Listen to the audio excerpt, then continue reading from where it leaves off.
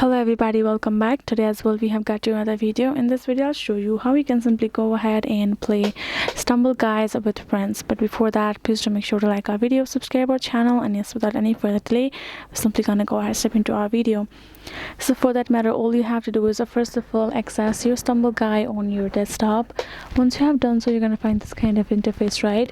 So first of all, go hover over the settings icon on top right corner of the section, and here in the server section, first of all tap on this and make sure you guys are in the same server, because if you're not, then it's gonna simply cause you some issues if we would like to play together. After that, go back and here in the section, cross this out first of all and tap on this new party section given on top right corner of the section.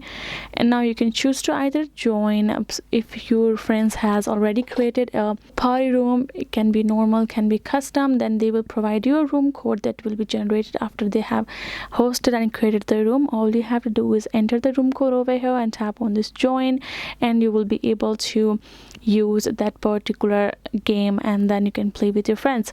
Otherwise, you can also choose to create a party. Tap on this normal game or custom game according to your preference, and right over here you can see this are the player and you have joined. You can have 32 people to join this party.